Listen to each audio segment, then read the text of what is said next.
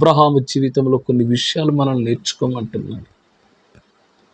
ఏంటి అంటే, దేవుడు బలిగా అర్పించమని ఆయన అడిగినప్పుడు అబ్రహాము మారు మాటలాడకుండా కనీసము ఆయనను నిలదీయలేదు. కనీసం ఆయన వైపు అది వ్యతిరేకమైనటువంటి మాట కూడా మాట్లాడలేదు.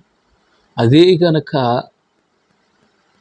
మనకి మేలు జరగకపోతే, మనకి రోగం వచ్చింది, రోగం తగ్గకపోతే, బాధ వచ్చింది, బాధ తీరకపోతే, సమస్య వచ్చింది, సమస్య తీరకపోతే, కష్టం వచ్చింది, కష్టం తీరకపోతే, ప్రతి విధమైనటువంటి పరిస్థితులు మన చుట్టుముట్టినప్పుడు ఆ పరిస్థితులు మన నుండి విడిచిపోతే మనము దేవుణ్ణి ఎంతగా తిట్టుకుంటామో, దేవుణ్ణి, ఆ పరిశుద్ధుడైన దేవుణ్ణి మనం ఎంతగా ఆడిపోసుకుంటామో. దేవుడు నాకేం చేశాడండి? ఇచ్చినట్టే ఇచ్చి మొత్తం తీసుకొని పోయిండు, ఇచ్చినట్టే ఇచ్చి సమస్తాన్ని పాడు చేసిండు.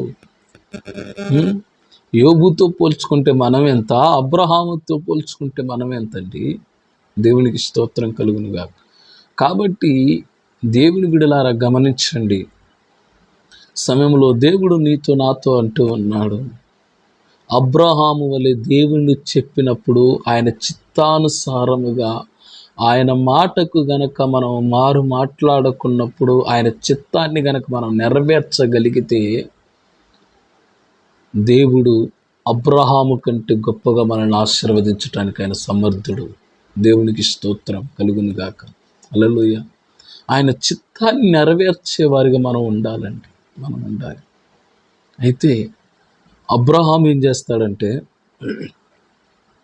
తెల్లవారుజామున లేచి, చూడండి, తెల్లవారినప్పుడు అబ్రహాము లేచి తన గాడిదకు గంత కట్టి తన పనివారిలో ఇద్దరిని తన కుమారుడు ఇస్సాకును వెంటబెట్టుకొని దహనబలి కొరకు కట్టెలు చీల్చి లేచి దేవుడు తనతో చెప్పిన చోటికి వెళ్ళాను. దేవుడు ఎక్కడికైతే వెళ్ళమన్నాడో తెల్లవారుజామునే లేచాడు. తెల్లవారుజామునే లేచి సమస్తాన్ని సమకూర్చుకున్నాడు. గాడిద గంత కట్టాడు, కట్టెలు సమకూర్చుకున్నాడు, అన్ని సమకూర్చేసుకొని దేవుడు చెప్పిన చోటికి వెళ్ళాడు. దేవుడు ఎక్కడికి వెళ్ళున్నాడు? మోరియా దేశమునకు వెళ్ళమన్నాడు. మోరియా దేశమునకు వెళ్ళమన్నాడు. మోరియా దేశమునకు వెళ్ళి ఇక్కడ ఏం చేశాడంటే, దేవుడు చెప్పిన చోటికి వెళ్ళాడు. వెళ్ళిన తరువాత మూడవ నాడు అబ్రహాము కన్నులెత్తి దూరము నుండి ఆ చోటు చూచి తన పనివారితో, మీరు గాడిదతో ఇక్కడనే ఉండుడి, నేను ఈ చిన్నవాడిని అక్కడికి వెళ్ళి దేవునికి మొక్కి మరలా మీ యొద్దకు వచ్చేదమని చెప్పి. దేవునికి స్తోత్రం కలుగును. ఈ వచనాన్ని మీరు బాగా అర్థం చేసుకోండి. మీరు ఇక్కడే ఉండండి, మేము వెళ్ళి దేవునికి మొక్కి మరలా మేము వచ్చేదమని. నేను వస్తాను అనలా అబ్రహాము. లేకుంటే నేను త్వరగా వస్తాను అనలేదు. మీరు గమనించండి, ఇక్కడ అబ్రహాము విశ్వాసం ఏంటి ఇక్కడే మనకు కనబడుతుంది.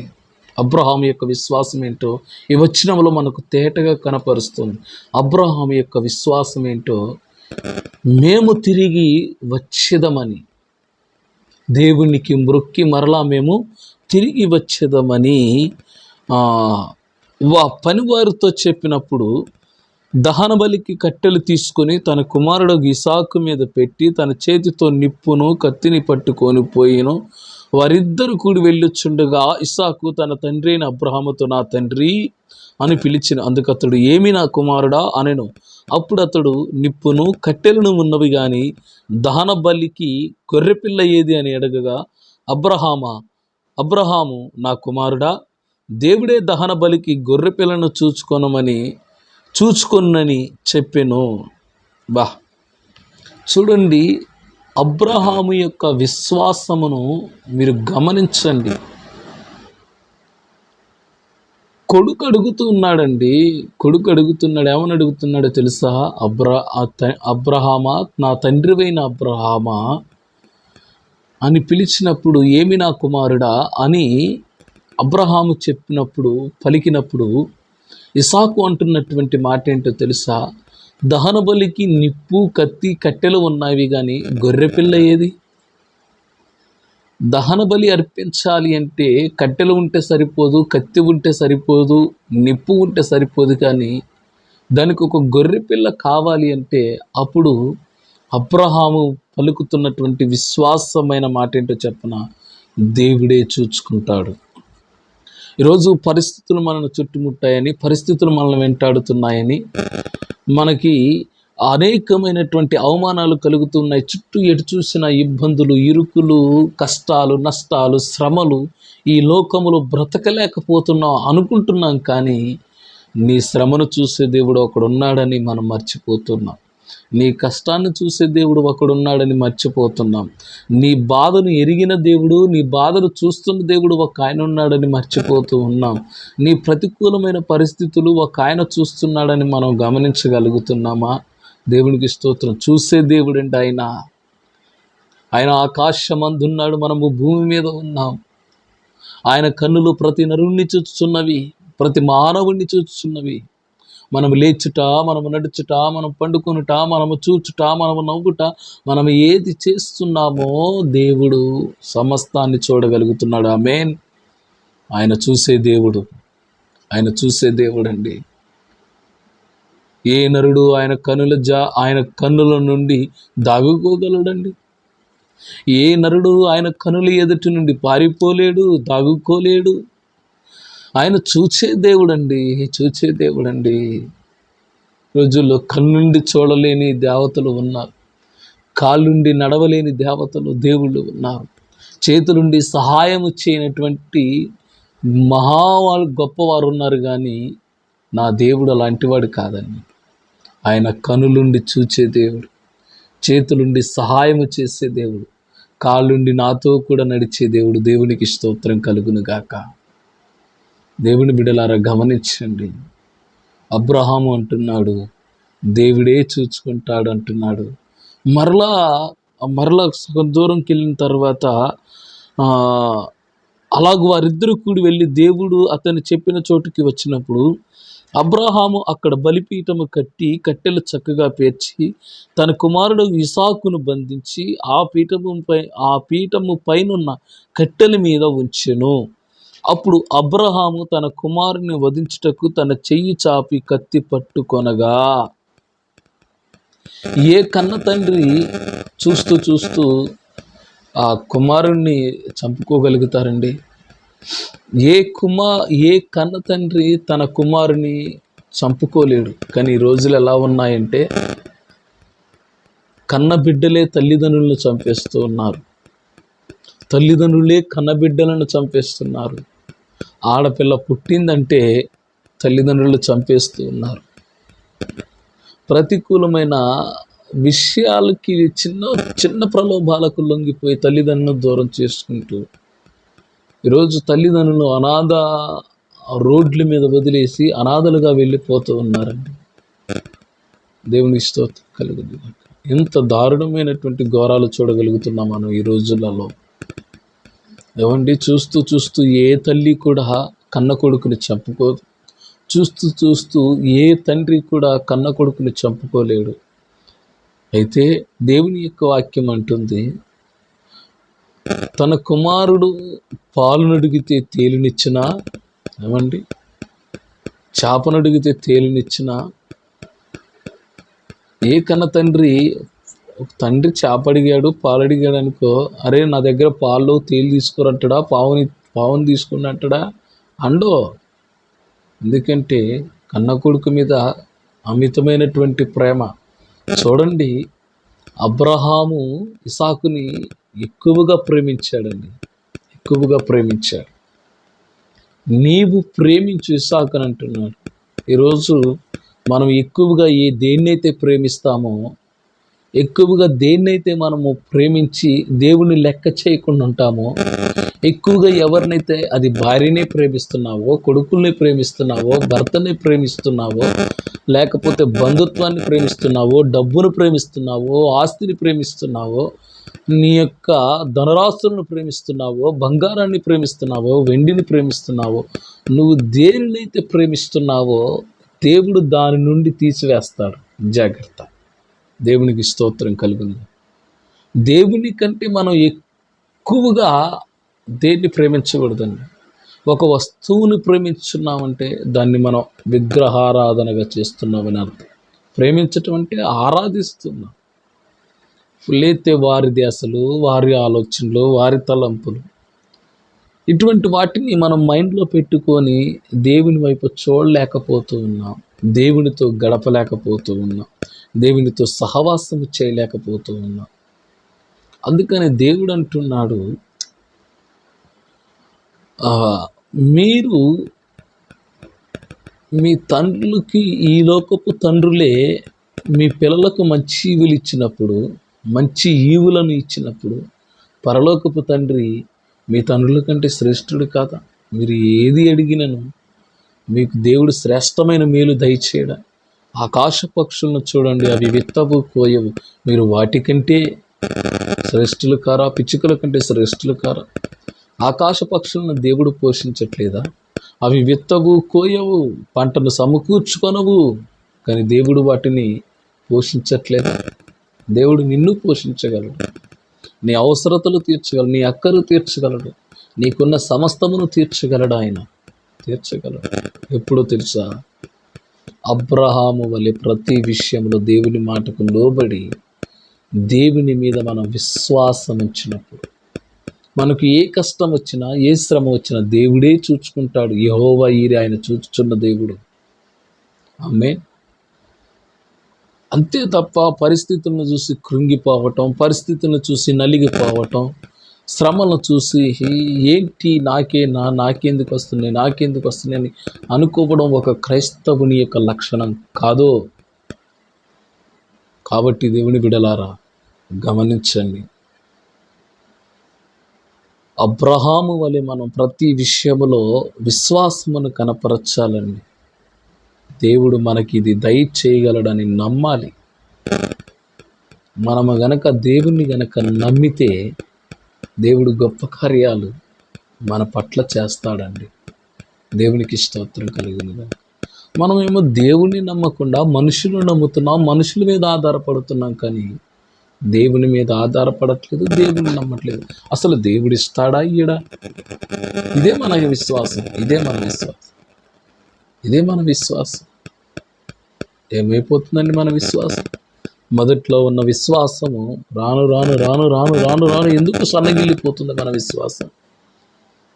అబ్రహాము దేవుడు పిలిచినప్పటి నుండి ఏ విశ్వాసమునైతే కలిగి ఉన్నాడో, ఆయన చనిపోయే వరకు కూడా అదే విశ్వాసమును కలిగి ఉన్నాడు. దేవునికి స్తోత్రం కలుగును గాక. హల్లెలూయా. అబ్రహాము యొక్క విశ్వాసం ఎక్కడ సల్లగిలినట్టు, అబ్రహాము విశ్వాసం మధ్యలోనే దేవుడు నాకు ఏది చేయలేదని విడిచిపెట్టిన వాడు కాదు. దేవుణ్ణి నమ్మాడు, దేవుని యందు విశ్వాసం ఉంచాడు, విశ్వాసము ద్వారా దేవునికి ఇష్టడుగా జీవించగలిగాడు. దేవునికి స్తోత్రం కలుగును గాక.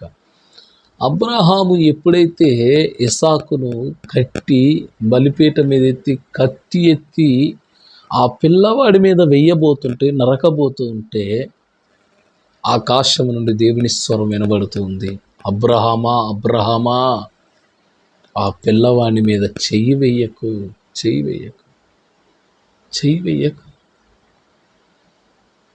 ఎందుకు చెయ్యి వేయొద్దంటే, అక్కడ దేవుడు మాట్లాడుతున్నాడు అబ్రహాముతో. యెహోవా దూత పరలోకము నుండి అబ్రహామా, అబ్రహామా అని అతన్ని పిలిచెను. అందుకు అతడు చిత్తం ప్రభువా అనెను. అప్పుడు ఆయన, ఆ చిన్నవాని మీద చెయ్యి వేయకము, అతనినేమీ చేయకము, నీ ఒక్కడయ్యున్న నీ కుమారుని నాకియ్య వెనుదీయలేదు గనుక నీవు దేవునికి భయపడువాడవని ఇందువలన నాకు కనబడుచున్నదనెను.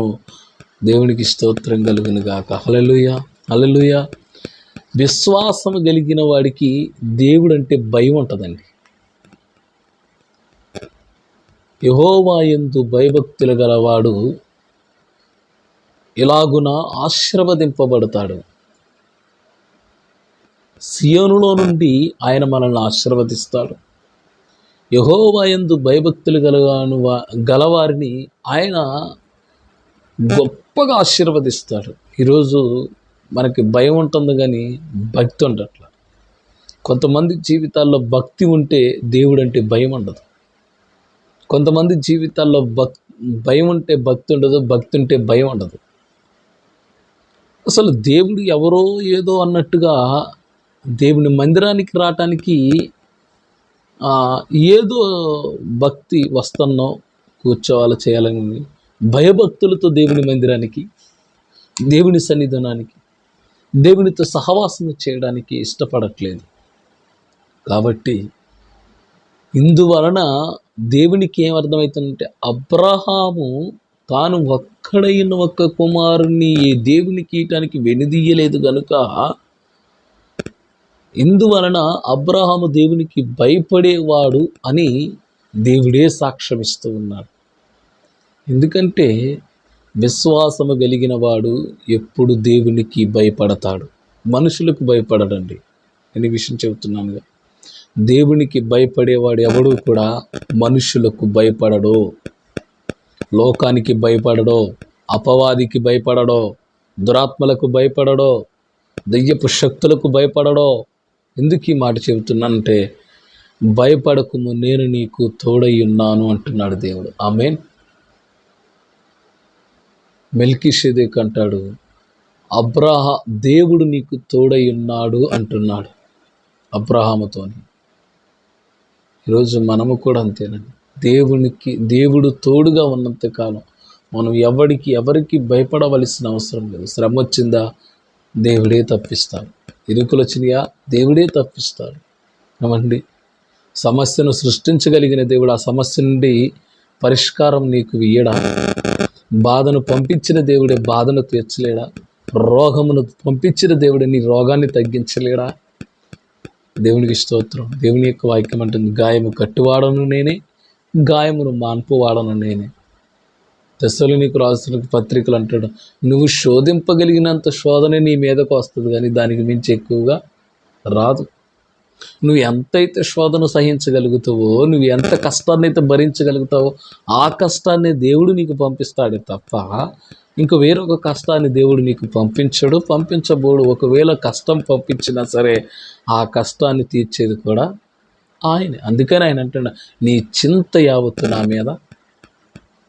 నా మీద వేయండి. మరి ఎవడి మీద ఎత్తే ఎట్లంటే, మనుషుల మీద ఎత్తి నీ చింత తీరుతారా? ఆ చింతన గురించి ఆలోచించి చేసుకుంటే నువ్వు మూరడు ఎక్కువ చేయలేవు, మూరడు తగ్గించలేవు, జానడు తగ్గించలేవు. అబ్రహాము కష్టం వచ్చిందని మారు మాట్లాడకుండా దేవుడు చెప్పిన ప్రతిదానికి తల ఊపుకుంటూ వెళ్ళిపోయాడు.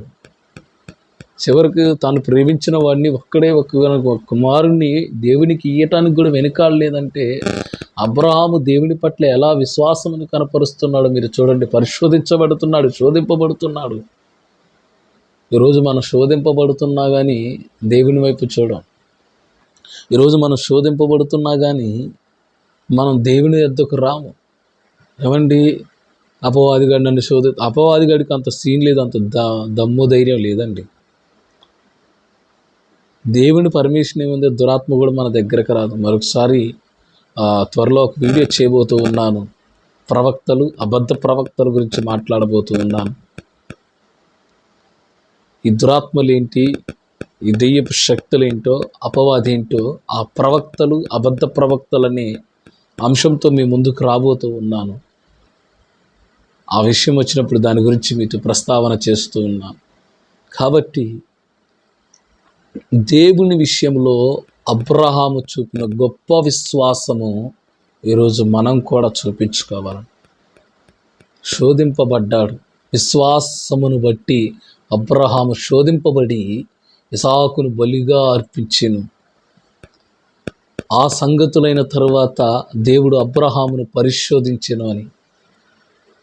శ్రమలు మనకి ఎందుకు వస్తాయి, కష్టాలు ఎందుకు వస్తాయంటే దేవునికి నువ్వు దగ్గరగా ఉండాలని ఆయన నీకు శ్రమలు పంపిస్తాడే తప్ప ఆ శ్రమ నుండి దేవుడు నీకు ఖచ్చితంగా విడుదలను దయచేస్తాడు. హల్లెలూయా, హల్లెలూయా. నేనే నీకు సహాయం చేసావు, నేను తప్ప ఇంకా సహాయం చేసేవాడు ఎవడు నీకు లేడు, మన దగ్గర రారు కూడా. దేవుని బిడ్డలారా గమనించండి, మరొకసారి చెబుతున్నాను, అబ్రహాము వలె మన గొప్ప విశ్వాసమును కనపరచాలండి. అందుకే అబ్రహాము ఇంత గొప్పగా ఎందుకు ఆశీర్వదించబడ్డాడంటే అబ్రహాములో గొప్ప విశ్వాసాన్ని మనం చూడగలుగుతాం. ఆవగింజంత విశ్వాసం ఉంటే మనం ఏదైనా సాధించగలిగిన హక్కు సలుస్తుంది. అబ్రహాం అంత గొప్ప విశ్వాసము కాకపోయినా ఆవగింజంత విశ్వాసమైన మనం దేవుని యందు కనపరచాలండి. ఆవగింజంత విశ్వాసం ఉన్నా చాలండి, మనం దీవించబడతాం. అందుకే అబ్రహాము గొప్ప విశ్వాసాన్ని కనపరిచాడు కాబట్టి ఈరోజు విశ్వాసులకు తండ్రి అయ్యాడు. ఆయన సంతతి ఈరోజు మనం చెప్పుకుంటున్న ప్రతి వారు కూడా ఆయన వలన ఆశీర్వదింపబడిన వారే, ఆయన వలన దీవించబడిన వారే. దేవునికి స్తోత్రం కలుగును గాక. కాబట్టి దేవుని బిడ్డలారా, అబ్రహాము వలె విశ్వాసమును కనపరచాలి. అబ్రహాము వలె దేవుడి మాటకు లోబడాలి. అబ్రహాము వలె దేవునికి విధేయత చూపాలి. ఈ 3 కారణాలు బట్టి బైబిల్లో ఏ భక్తుడు కూడా ఆశీర్వదించబడిన రీతిగా దేవుడు అబ్రహామును ఆశీర్వదించాడు. రోజు ఈ 3 విషయాలలో మన అంశముగా మాట్లాడుకున్నది అబ్రహాము యొక్క గొప్ప విశ్వాసం. అటువంటి గొప్ప విశ్వాసం దేవుడు నాకు, నీకు, మనందరికీ దయచేయునుగాక. ఈ కొద్ది మాటలు దేవుడు మన వినికిల్లో దీవించి ఆశీర్వదించునుగాక. మీ అందరికీ ప్రభు పేరిట వందనాలు తెలియజేస్తూ ఉన్నాను. ప్రవక్తలు, అబద్ధ ప్రవక్తలనే వీడియో ద్వారా ఒక చిన్న వాక్యం ద్వారా మీ మధ్యకు తీసుకొని రావాలని ఆశపడుతున్నాను. వీటి కొరకు మీరందరూ కూడా ప్రార్థన చేయండి. నా కొరకు, నా కుటుంబం కొరకు, నా పరిచర్య కొరకు ప్రార్థన చేయండి. మీ ప్రార్థన అవసరతలు ఏమంటే నాకు తెలియచేయండి. మేము మీ కొరకు తప్పకుండా ప్రార్థన చేస్తాం. అట్టి కృపా దేవుడు మనందరికీ దయచేయును గాక. ఆమేన్. ప్రార్థన చేసుకుందాం. పరిశుద్ధుడా, ప్రేమ కలిగిన తండ్రి, సర్వాధికారి అయిన మా ప్రభువా, నీ ఘనమైన మహోన్నతమైన సర్వశక్తి కలిగిన నామంలో ప్రార్థిస్తూ ఉన్నామయ్యా. అబ్రహాము వలె గొప్ప విశ్వాసమును మాకు దయచేయండి. అబ్రహామును దీవించిన రీతిగా మమ్మను దీవించండి. అబ్రహామును ఆశీర్వదించిన రీతిగా మమ్మను ఆశీర్వదించండి అయ్యా. ఏ సమస్య వచ్చినప్పుడు కృంగిపోకుండా, మనుషుల వైపు చూడకుండా నీ వైపు చూసి నీ యందు విశ్వాసము కలిగి, భయభక్తులు కలిగి అయ్యా నీ మాటకు లోబడేవారిగా, అంతకంటే అయ్యా గొప్ప విశ్వాసమును మాకు దయచేయమని, మా ప్రియుల యొక్క జీవితాలలో, వారి కుటుంబాలలో గొప్ప ఆశీర్వాదపు దీవెనలు కుమ్మరించమని యేసు నామములో ప్రార్థిస్తున్నాను మా పరమ తండ్రి. ఆమేన్. మన తండ్రి అయిన దేవుని ప్రేమ, కుమారుడైన యేసుక్రీస్తు వారి కృప, ఆదరణకర్త అయిన పరిశుద్ధాత్మ సన్నిధి సహాయము మనందరికీ, సకల పరిశుద్ధులకును ప్రభురా అక్కడ వచ్చే వరకు ఆయన కృప మనందరికీ తోడై ఉండును గాక. Amen. God bless you all. దేవుడు మీ అందరినీ దీవించును గాక. ఆమేన్.